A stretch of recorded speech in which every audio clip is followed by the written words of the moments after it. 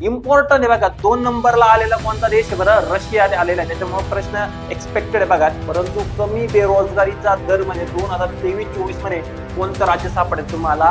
गुजरात सापडत आहे. तुम्हाला माहित पाहिजे आत्ताच्या 25-26च्या अर्थसंकल्पामध्ये याची जी मर्यादा आहे, याची मर्यादा दिली बघा 3 लाखावरून किती लाखापर्यंत? 5 लाखापर्यंत मर्यादा वाढवलेली आहे. आणि 4 जानेवारीलाच पेपर होणार आहे. या हेतूने काय करा बरं? अभ्यास करा. नमस्कार विद्यार्थी मित्रांनो, मी अमोल राजोळे. कर्मयोगीच्या युट्यूब चॅनलवर आपलं स्वागत आहे. बघा, आज 1 जानेवारी 2026 आहे आणि 4 जानेवारी 2026 ला म्हणजे येत्या 2 दिवसामध्ये तुमचा मला कंबाईनचा पेपर होणार आहे. जो पेपर आता बरेच लोक म्हणतात की पुढे जाणार आहे, परंतु असं वाटतंय की पेपर हा ऑन टाइम होणार आहे, 4 जानेवारीलाच होणार आहे. तर त्या पेपरसाठी एक तुम्हाला उजळणी म्हणून जे महत्वाच्या ज्या काही गोष्टी तुमच्या लक्षात राहत नाही, इकॉनॉमिकच्या महत्वाच्या काय बरं फॅक्ट्स म्हणू आपण त्याला, तर त्याच्यावरती हे लेक्चर आहे. तर इम्पॉर्टंट आहे. ह्या लेक्चर मधून तुम्हाला ऍटलीस्ट 4-5 मार्काला काय होऊ शकतो बरं? फायदा होऊ शकतो, किंवा लॉजिक जनरेट व्हायला पण काय होऊ शकतो बरं? फायदा होऊ शकतो. तर एकदम महत्वाच्या बघणार आहे. सोबतच शेवटला आपण योजना, कारण इकॉनॉमिकला तुम्हाला 2-3 योजना तरी काय केल्या जातात बरं? विचारल्या जातात. तर योजना पण इम्पॉर्टंट योजना आपण या लेक्चर मध्ये बघणार आहोत. चलो, पहिला जी फॅक्ट्स आहे ती बघणार आहे आपण. बघा, इंडियन फॉरेन ट्रेड. बघा, भारताचा परकीय व्यापार महत्वाचा आहे. 2 वर्षापासून इथे प्रश्न सापडत नाही. या वर्षी मला असं वाटतंय की भारताच्या परकीय व्यापारावरती प्रश्न येऊ शकतो, कारण जे चाललेलं आहे America versus Bharat, America versus काय बरं चायना, त्याच्यामुळे इथे प्रश्न येणं काय बरं एक्सपेक्ट आहे. बघा, तुम्हाला करायचं आता याच्यामध्ये पहिला आपण बघणार आहे बघा आयात. आणि ही जी आकडेवारी आहे ही आहे तुमची वाली 2023 आणि 24 ची. जो आर्थिक पाहणी अहवाल आहे आपला 2024-25 चा, त्याच्यानुसार 2023-24 मध्ये भारत सर्वाधिक आयात कोणाची करतोय? तर बघा, पेट्रोलियम, नंतर ऑइल आणि लुब्रिकंट, त्याची सगळ्यात जास्त काय करतोय बरं आपण? आयात करतोय 26%. नंतर बघा, इलेक्ट्रॉनिक जे कमोडिटी, हे जे वस्तू गटानुसार बघतोय आपण, तर वस्तू गटानुसार जर तुम्ही गेले तर इलेक्ट्रॉनिक जे कमोडिटी आहे तर त्याची 2 नंबरला सगळ्यात जास्त आयात आहे. आणि 3 नंबरला आहे बघा तुमचे वाले सोने आणि चांदी, आणि 4 नंबरला आहे तुमचे रसायने. या 4 गोष्टी तुम्हाला क्रम विचारला जाऊ शकतो किंवा जोड्या लावायला विचारला जाऊ शकतो.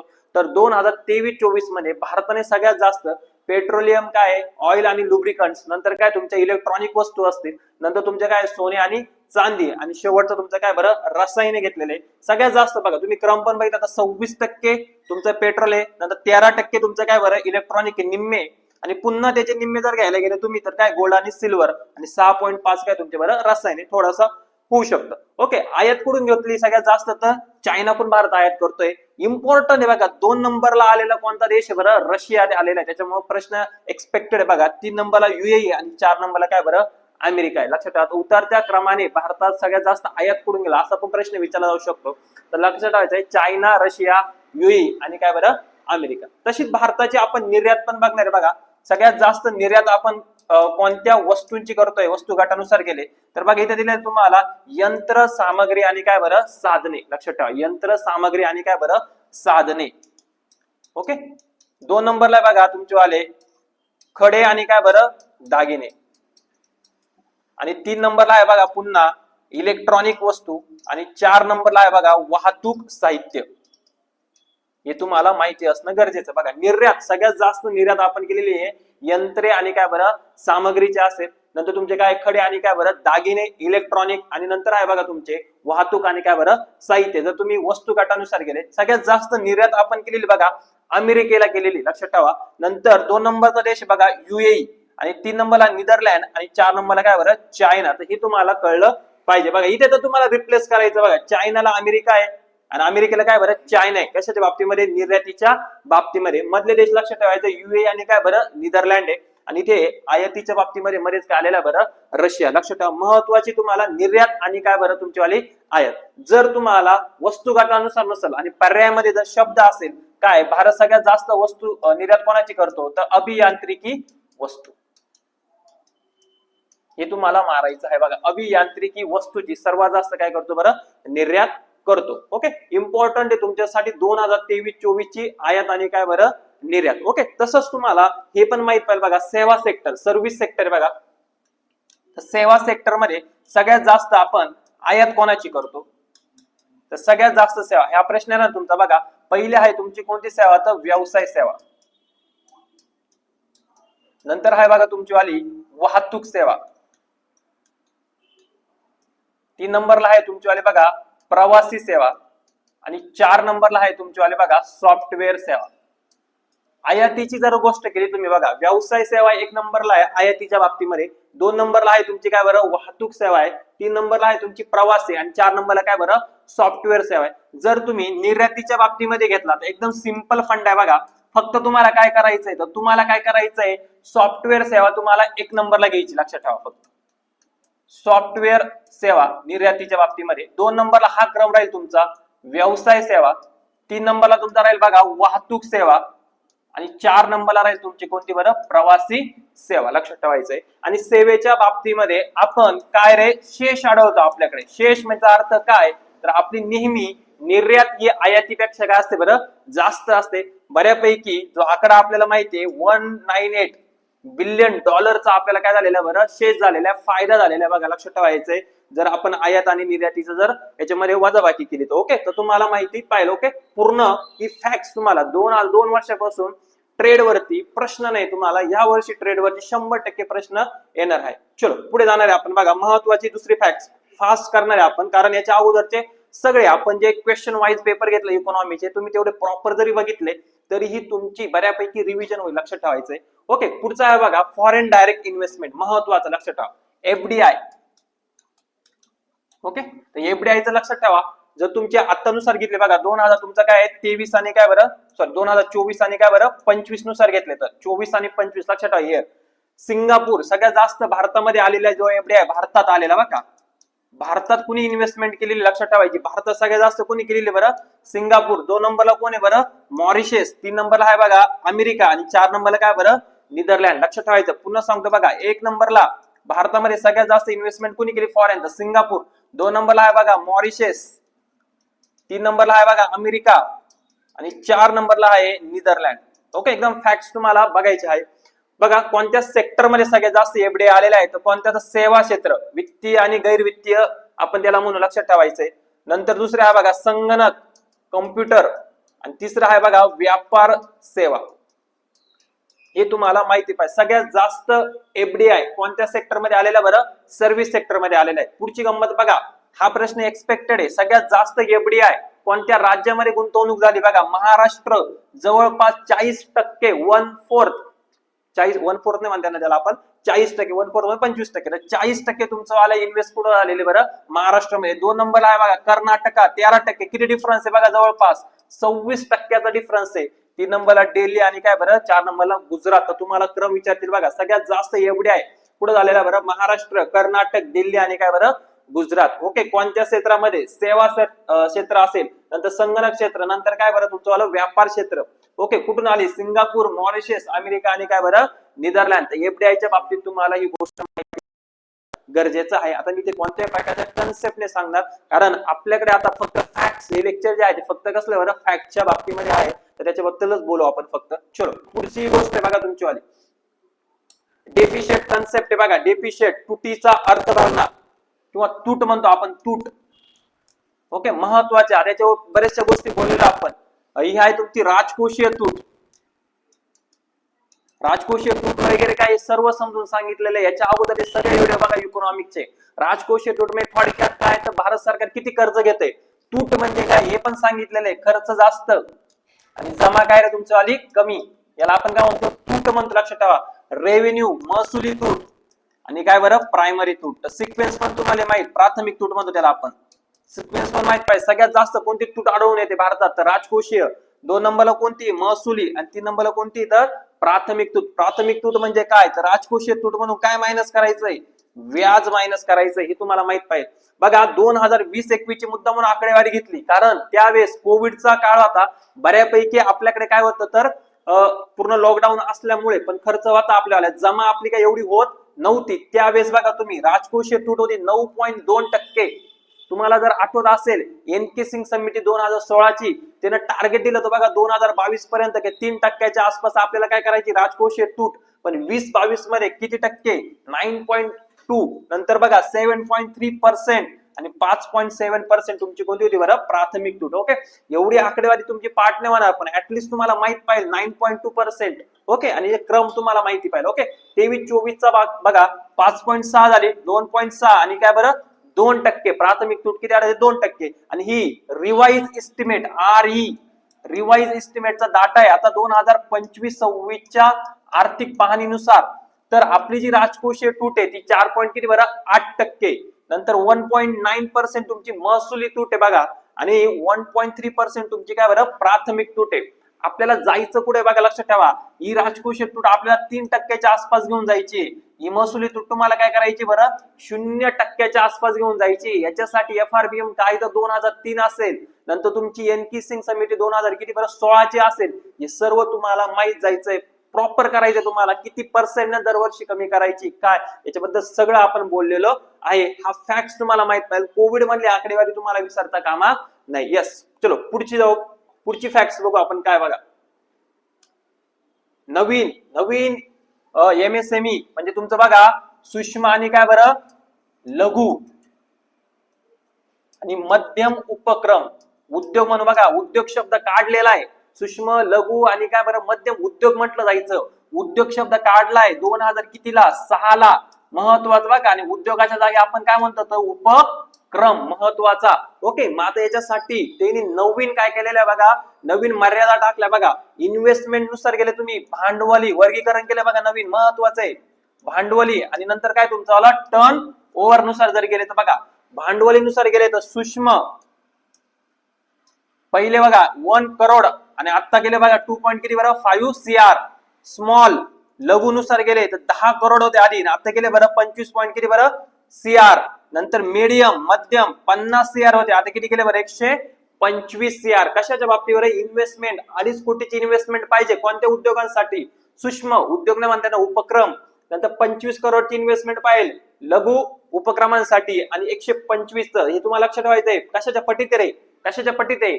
25च्या बघा, 25 5 125, सॉरी म्हणजे 2.5चा तो केलेला आहे त्यांनी, 2.5चा हा 10 पट आहे. पण एखाद्या 25 आणि 25 तुम्हाला दिसतो बघा, 25 5 125. ओके, हे तुम्हाला माहिती पाहिजे. टर्न ओव्हरच्या बाबतीमध्ये घेता बघा, 5 करोडचा किती टर्न ओव्हर केलाय 10 करोड.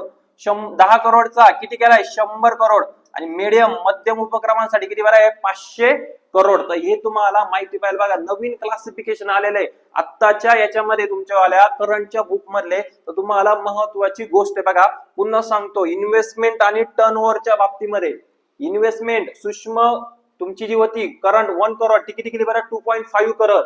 नंतर बघा स्मॉल लघु साठी बघा 10 करोड होते, किती केले 25 कोटी. आणि मीडियम 50 कोटी होते, किती केले 125 कोटी. टर्न ओव्हरच्या बाबतीमध्ये पण तुम्हाला हा डाटा माहित पाहिजे बघा, 10 कोटी 100 कोटी आणि किती कोटी बरं 500 कोटी. हे वर्गीकरण आलेलं आहे. 2006ला हा शब्द काढलाय, उद्योगाच्या जागी काय टाकलाय बरं उपक्रम टाकलेला आहे. चलो पुढची फॅक्ट्स बघणार आहे आपण, एकदम फास्ट मध्ये बघू आपण. पुढचं बघा तुमचं आलं अनएम्प्लॉयमेंट रेट, महत्वाचं आहे. बेरोजगारी दर तुम्हाला प्रश्न विचारणार, 100% ते प्रश्न विचारणार. ओके, मग बघा हायएस्ट रेट कोणत्या राज्यामध्ये सापडतो आपल्याला बघा. 2022-23 आणि 23-24 ची जर आकडेवारी बघितली तर दोन्ही ठिकाणी आपल्याला काय सापडतं बरं लक्षद्वीप सापडतं. लक्षात ठेवा, सगळ्यात जास्त बेरोजगारीचा दर कोणत्या राज्यामध्ये, किंवा युटी त्याला ऑब्लिक राहील राज्य आणि का ऑब्लिक बरं युटी. तुम्ही मला सांगायचं बघा, युटी झाली, तुम्ही शोधून टाका, सांगा मला कोणत्या राज्यामध्ये सगळ्यात जास्त बेरोजगारीचा दर आहे. जर नुसतं फक्त राज्य विचारा तर तुम्ही शोधून टाका, कमेंट मध्ये सांगायचंय. पण जर राज्य ऑब्लिक युटी आले तर काय रे सगळ्यात जास्त लक्षद्वीप मध्ये. आणि लोवेस्ट रेट सगळ्यात कमी बेरोजगारीचा दर कुठं सापडतो त्रिपुरा आणि काय गुजरात. का प्रश्न विचारतील, कारण गुजरात बघा लक्षात ठेवा, गुजरात शक्यतो दिसत नाही, परंतु कमी बेरोजगारीचा दर म्हणजे 2023-24 मध्ये कोणतं राज्य सापडेल तुम्हाला गुजरात सापडत आहे. एकदम महत्वाचं आहे, तुम्हाला हायएस्ट रेट आणि बेरोजगारीचा याच्यावरती तुम्हाला प्रश्न विचारला जाऊ शकतो. यस, चलो पुढचा प्रश्न बघणार आहे आपण, एकदम महत्वाची बघा. अगेन न्यूज मध्ये करंट मधली इंटरनॅशनल पॉवर्टी लाईन. ओके, जसं तुम्हाला मल्टी डायमेन्शनल पॉवर्टी लाईन वर प्रश्न विचारला जातो, MPI वर प्रश्न विचारला जातो, तसं इंटरनॅशनल पॉवर्टी लाईन कोण, तर जागतिक बँक कोण जाहीर करते, तर जागतिक बँक. महत्वाचं आहे तुम्हाला बघा. आणि कधीपासून, तर 1900 किती बरं 90 पासून तुम्हाला ही पॉवर्टी लाईन जाहीर केली जाते. 1990 ला दारिद्र्य रेषा, आंतरराष्ट्रीय दारिद्र्य रेषा ही होती $1. किती डॉलर होती बरं $1. जो पहिला कॉलम बघा लो इन्कम, ज्याला आपण काय म्हणतो आंतरराष्ट्रीय दारिद्र्य रेषा, लक्षात ठेवा पहिल्या कॉलमला. तर ती 1990 ला किती होती बरं $1. नंतर त्याची वाली वाढवित गेले तुमची वाली, लक्षात ठेवायचं तुम्हाला.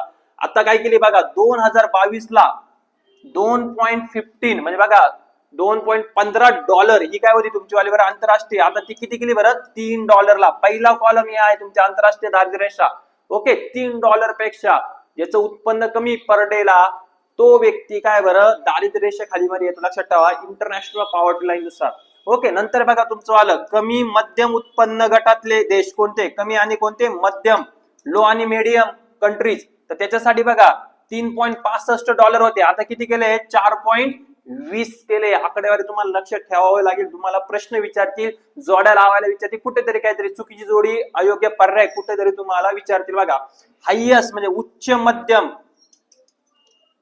उच्च मध्यम उत्पन्न असलेले देश कोणते, तर त्यासाठी बघा $6.85 होते 2022 ला, आता किती केले 8 किती बरं 30 केलेले आहे. हे तुम्हाला माहिती असणं गरजेचं आहे. बघा आंतरराष्ट्रीय पॉवर्टी लाईन, आंतरराष्ट्रीय दारिद्र्य रेषा किती होती तुमची वाली, ही तुमची बघा पहिली लाईन दारिद्र्य रेषा आहे. नंतर खालचं क्लासिफिकेशन आहे फक्त. तर आता तुम्हाला दारिद्र्य रेषा ठेवली ती किती बरं $3. लक्षात ठेवायचं तुम्हाला महत्वाचं आहे. कोण जाहीर करतं, जागतिक बँक. 1990 पासून लक्षात ठेवायचंय पहिल्यांदा जाहीर केली होती. 1 किती होती बरं सॉरी $1 होती लक्षात 1990 ला. ठीक आहे चलो पुढचा महत्वाची फॅक्ट्स बघणार. आपण फक्त फॅक्ट्स बघतो या लेक्चर मध्ये. महत्वाची बघा दारिद्र्य रेषावरती सुरेश तेंडुलकर कमिटी ऑब्लिक तुम्हाला लक्षात ठेवायचं. अजून एक करायची करून जायची रंगराजन समिती. अजून महत्वाची समिती बघा रंगराजन समिती खूप महत्वाची, तुम्हाला ती पण करून जायची. मी याच्या बाबतीत आता त्याचे निकष वगैरे काही सांगत नाही. अगोदरचे सगळे तुमचे जे इकॉनॉमिकचे प्रश्न उत्तराचे मी लेक्चर घेतले त्याच्यामध्ये सगळं टाकलेलं आहे. आपण फॅक्ट्स बघणार आहे. बघा तरी किती कुणी म्हणतं 2011 करून जा, मी सांगतो तुम्हाला रिस्क घेऊ नका. तेंडुलकर समितीच्या बाबतीमध्ये तुम्ही तिन्ही इयर करून जा. 2004-5 ला बघायचंय तुम्हाला टोटल किती टक्के दारिद्र्य होतं, एकूण 41 पॉईंट किती सॉरी 37 पॉईंट किती टक्के होतं तुमचं म्हणजे अप्रॉक्सिमेटली तुम्ही घ्या 37%. मग त्याच्यामध्ये तुम्ही घ्या ग्रामीण दारिद्र्य होतं बघा तुमचं जवळपास 41 पॉईंट किती 8% आसपास. आणि इकडे होतं तुमचं शहरी दारिद्र्य किती टक्क्याच्या आसपास 25% आसपास. तुम्हाला माहिती असणं काय बरं गरजेचं, टोटल 37%. आणि इकडे बघा तुम्ही 2009-10 ला घ्या तुम्ही 29 पॉईंट किती टक्के तुमचेवाले आणि 8% हे तुम्हाला माहित पाहिजे. ग्रामीण दारिद्र्य जर गेले तुमचे इन अप्रॉक्सिमेटली 33% हे तुम्हाला माहिती पाहिजे. शहरी दारिद्र्याकडे गेले तुमचे तर जवळपास 20% तुम्हाला माहिती पाहिजे. आणि 11-12ची तर तुम्हाला माहितीच पाहिजे, लक्षात ठेवायची. 11-12 ला होते 21.8% दारिद्र्य एकूण. याच्यामध्ये जर तुम्ही गेले बघा ग्रामीण दारिद्र्यामध्ये गेले तुम्ही, ग्रामीण दारिद्र्य होतं तुमचं 25.7% आणि शहरी दारिद्र्य होतं तुमचं 13.7%. हे महत्वाचं आहे, तुम्हाला खूप महत्वाचं. तिन्ही वर्षाची आकडेवारी करून अजून काय विचारू शकता. जर डेप्थ मध्ये गेले प्रश्न तर ग्रामीण भागासाठी लागत होते इन अप्रॉक्सिमेटली 400 किती बरं 46 रुपये तुम्हाला. शहरी भागासाठी लागत होते तुमचे 500 किती बरं 78 रुपये. इन केस ग्रामीण भागासाठी लागत होते तुम्हाला 600 किती बरं 73 रुपये आणि शहरी भागासाठी लागत होते 800 किती बरं 60 रुपयाच्या आसपास. तुम्हाला ग्रामीण भागासाठी 816 रुपये आणि किती रे 1000 रुपये तुम्हाला लागत होते. आकडेवारी प्रॉपर बघून जा एकदा. ओके कोणत्या राज्यामध्ये सगळ्यात जास्त आढळतं तर ओडिसा 2004-5 ला, 2009-10 ला कोणत्या राज्यामध्ये तर बिहार आणि 2011-12 ला कोणत्या राज्यामध्ये बरं छत्तीसगड. तशी रंगराजन समितीचं पण बघून जायचंय, प्रॉपर बघून जायचंय. किती दारिद्र्य 2011-12 दारिद्र्य रंगराजन समितीने सांगितलं होतं जवळपास 29% आसपास. प्रॉपर बघून जा. शहरी भागासाठी किती रुपये सांगितले होते 1400 किती बरं 7 रुपये सांगितले होते तुम्हाला. प्रॉपर करून जायचंय. आणि पर डे 32 आणि 47 रुपये विसरू नका. 47 रुपये होते पर डे, ही जी आहे ती पर डे ची आहे. आणि 32 रुपये ही ग्रामीण भागासाठी पर डे. हे तुम्हाला माहिती असणं काय बरं गरजेचं आहे. प्रॉपर तुम्ही व्यवस्थित करून जा. तेंडुलकर समिती आणि कोणती समिती बरं रंगराजन समिती. चलो पुढे बघू आपण. पुढची फॅक्ट्स बघणार बघा महत्वाची एकदम. काय बघा ग्रॉस व्हॅल्यू ऍडेड GVA. लक्षात ठेवा ग्रॉस व्हॅल्यू ऍडेड. आणि सेक्टर वाईज एक तरी प्रश्न तुम्हाला विचारला जातो बघा. थोडस बघा ऍग्रिकल्चर कृषी क्षेत्राचा 2011-12 ला 18.5% हिस्सा होता आणि आता झालेला आहे 17.8%. एवढा काही हल्लेला नाही बघा, जवळपास सेमच आहे. नंतर उद्योग क्षेत्राचा सगळ्यात जास्त बघा 32.5% हिस्सा होता बघा, 30%च्या वरती. 2011-12 ला उद्योग क्षेत्र गेलं तर 32.5 वरती. 23-24 ला किती बरं 27.8% बरं 8%. आणि सेवा क्षेत्राचा जर वाटा बघितला सगळ्यात जास्त 49%. 11-12 ला होता. आता बघा तुम्ही किती टक्के जवळपास 54.4%. जर महाराष्ट्राच्या बाबतीत विचारलं तर 100% लक्षात ठेवायचं, सगळ्यात जास्त 63% आसपास महाराष्ट्रामध्ये कोणतं आहे, सेवा सेक्टर आहे तुम्हाला. आणि ऍग्रिकल्चर महाराष्ट्रामध्ये जर बघितलं तर जवळपास किती टक्क्याच्या आसपास आहे, 11% आसपास तुमचं कोणतं क्षेत्र आहे बरं, ऍग्रिकल्चर क्षेत्र. एकदम महत्वाच्या गोष्टी तुम्हाला हे प्रश्न तुम्हाला विचारला जाऊ शकतो. सोबतच तुम्ही अजून एक कॉलम करून जा वाटलं असतं, 1950 आणि काय बरं 51, त्यावेळेस सगळ्यात जास्त क्षेत्र होतं, जो हिस्सा होता तो कोणत्या क्षेत्राचा होता बरं, कृषी क्षेत्राचा होता. जवळपास मोर दॅन 50%, 50%च्या वरती. आता 50%च्या वरती कोणतं क्षेत्र दिसतंय, सेवा क्षेत्र दिसतंय. म्हणून कृषी क्षेत्राची जागा कोणी घेतली बरं, सेवा क्षेत्राने घेतली. असं तुम्हाला आकडेवारी माहित असेल तर लॉजिकल स्टेटमेंट पण तुम्हाला स्टेटमेंट मध्ये पण आलं तरी तुम्हाला ते सॉल्व्ह करता येईल. बघा 2 दिवस राहिलेले आहे फक्त. इम्पॉर्टंट एकदम फॅक्ट्स तुम्ही बघून जा, महत्वाच्या फॅक्ट्स तुम्हाला विचारलं जाऊ शकतं. येस, पुढच्या बघू, पुढचा काय पॉइंट आहे तुमचा वाला. पुढचा आहे बघा 15 फायनान्शियल कमिशन, 15वं वित्त आयोग, एन.के. सिंग समिती. आता 16वा वित्त आयोग बसेल. कोणता वित्त आयोग बसेल बरं, 16वा. अरविंद पानगडे ते सगळं सांगितलेलं आहे, एकदा परत करून जा तुम्ही, लक्षात ठेवायचं. सचिव वगैरे सदस्य कोण आहे ते पण तुम्हाला माहित पाहिजे. 15वा वित्त आयोगाचे लक्षात ठेवाय, तुम्हाला कोणत्या याच्यावरती राज्यांमध्ये कराचा वाटा वाटून दिला जातो, किती हिस्सा दिला जातो हे तुम्हाला माहित पाहिजे. एन.के. सिंह याचे काय होते रे, अध्यक्ष होते, तुम्हाला माहित पाहिजे. आणि त्याच्यानुसार सांगितलं होतं बघा की उत्पन्नातील उत्पन्न अंतर याच्यासाठी क्रायटेरिया होता 45%चा. बघा या यानं सांगितलेलं 41% वाटा हा कुठे द्यायचा आहे तुम्हाला, राज्यांना द्यायचा आहे. ओके, आधीच्या यानं सांगितलं होता 42%, यानं सांगितलं 41%, 14व्या वित्त आयोगाने सांगितलं 42%, यानं सांगितलं 41%. कारण उरलेला 1% जम्मू काश्मीर आणि काय बरं लडाखच्या युटीसाठी होता. तर हे 41% नेमका मग याच्यात कोणाला, कोणत्या राज्याला जास्त भेटणार, तर त्याच्यासाठी बघा उत्पन्न अंतरसाठी मर्यादा होती किती टक्क्याची बरं, 45%. नंतर एरिया, क्षेत्रफळ साठी मर्यादा होती बघा 15%. नंतर जनगणना याच्यासाठी पण मर्यादा होती बघा किती टक्क्याची बरं, 15%. जनसांख्यिकीय म्हणजे जनन दर किती त्या राज्याचा वगैरे याच्यानुसार गेले तर 12.5%. आणि पर्यावरण आणि वने लक्षात ठेवा त्याचा किती फायदा होतोय, काय होतोय लक्षात ठेवा, याच्यासाठी 10%. आणि कर प्रयत्न लक्षात ठेवायचा, कोणता म्हणलेलं आहे, कर प्रयत्न. ओके, प्रयत्न कर वाढवण्यासाठी कोणतं राज्यशील प्रयत्नशील आहे तर 2.5%. असा तुमचं काय दिलेलं होता. याच्यानुसार तुम्हाला ही माहिती पाहिजे, हा क्रायटेरिया तुम्हाला माहिती पाहिजे. कधीतरी जोड्या लावायसाठी प्रश्न विचारला जाऊ शकतो किंवा डायरेक्ट विचारतील की 15 वित्त आयोगानुसार वने आणि पर्यावरणासाठी किती टक्के होता, तर 10% तुम्हाला माहित पाहिजे. लक्षात ठेवा महत्वाची गोष्ट, याच्यानुसार सगळ्यात जास्त जो हिस्सा भेटलेला आहे, सगळ्यात जास्त तो भेटलेला आहे उत्तर प्रदेशला. आणि सगळ्यात कमी भेटलेला लक्षात ठेवा तो भेटलेला काय रे, गोव्याला. हे तुम्हाला माहित पाहिजे, सर्वाधिक जास्त आणि सर्वात काय बरं कमी, हे तुम्हाला माहिती पाहिजे. 15वं फायनान्शियल कमिशन, आता 16वा वित्त आयोग चालू आहे, त्याचा अजून काही क्रायटेरिया आलेला नाही, हे बद्दल तुम्हाला माहिती असणं गरजेचं आहे. यस, पुढे जाणार आहे. बाकीचे वित्त आयोगाचे अध्यक्ष वगैरे सगळं करून ठेवायचं तुम्ही टोटल. यस, पुढे जाणार बघा, पुढची फॅक्ट्स काय आपल्याला बघायची. यस, इम्पॉर्टंट योजना, 1-2 योजना तरी विचारल्या जातात. तर बघा माझ्या येथून जे मी काढलेल्या 2-3 योजना तुम्हाला माहिती पाहिजे. बघा पहिली गोष्ट मला असं वाटतं ग्रामोदय योजना. यस, या वर्षी तुम्हाला ग्रामोदय योजनेवरती प्रश्न विचारला जाईल.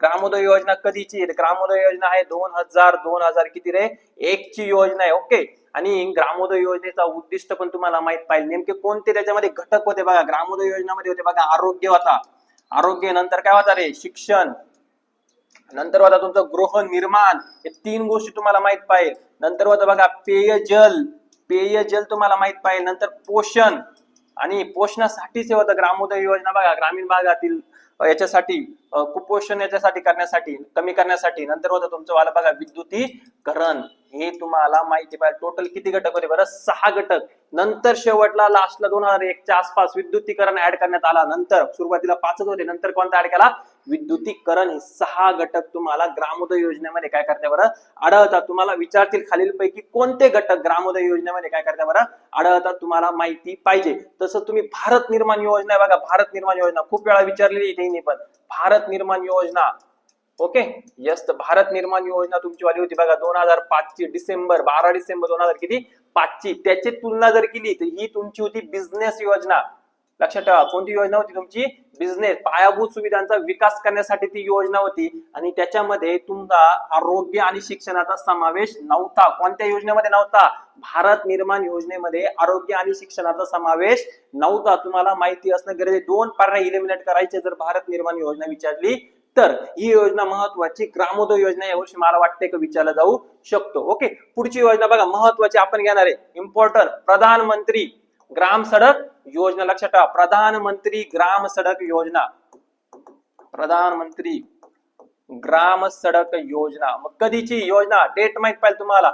डेट बघा 25 डिसेंबर 2000 ची ही योजना आहे. लक्षात ठेवा, गाव सगळ्या गावांना काय करणे, सगळे गाव रस्त्यांनी काय करायचे, जोडणे हा उद्दिष्ट होता. सुरुवातीला 1000 गावांमध्ये काय झाले बरं, ही योजना काय झाली बरं, चालू झाली. सुरुवातीला त्याचे टप्पे असे 2013चा टप्पा, 2013 नंतरचा टप्पा वगैरे. ओके, तर तुम्हाला वरची लक्षात ठेवायचे, पहिल्यांदा ही 100% केंद्र पुरस्कृत काय होती रे, योजना होती. बघा जर तुम्ही बघितलं तर खर्चाच्या बाबतीमध्ये जर बघितलं, आता 60% खर्च केंद्राचा आणि 40% कोणाचा, राज्याचा. तुम्ही जर ईशान्येकडे राज्यांसाठी गेले तर 90 किती बरं, 10. हे तुम्हाला माहिती पाहिजे. बघा पुढची योजना कोणती, प्रधानमंत्री ग्राम सडक योजना. डेट तुम्हाला विचारती, सगळं तुम्हाला विचारती, महत्वाची आहे.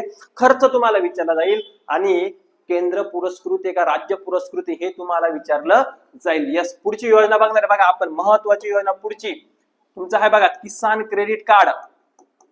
महत्वाचं, आत्ताच्या अर्थसंकल्पामध्ये त्याचा उल्लेख केलेला आहे, किसान क्रेडिट कार्डचा. लक्ष ठेवायचं, कधी हे झालेलं आहे किसान क्रेडिट कार्ड चालू होतं, ऑगस्ट 1900 किती बरं, 98 ला चालू झालेले आहे. आणि याच्यानुसार शेतकऱ्यांना काय दिलं जातं रे, कर्ज पुरवठा केला जातो.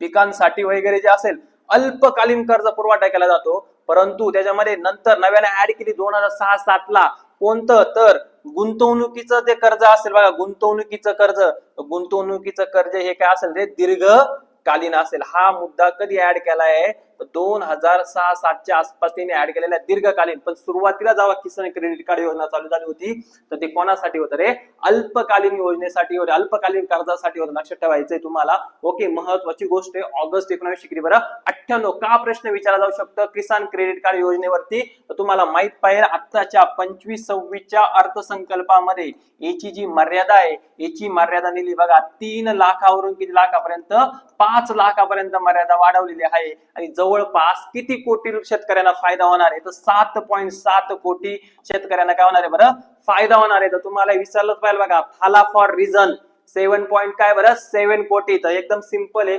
तुम्हाला ही माहिती पाहिजे. ओके, ही योजना, याच्यावरती तुम्हाला प्रश्न काय होईल, सापडू शकतो. अजून कोणत्या योजना आहेत, याच्या अगोदरच्या सगळ्या इकॉनॉमिकच्या याच्यामध्ये मी टाकलेल्या योजना आहे, परंतु तरी तुम्ही एकदा बघून जा. बघा MG नरेगा, मनरेगावरती सगळ्यात मोठा काय झालेला बरं, वाद चालू झालेला बघा.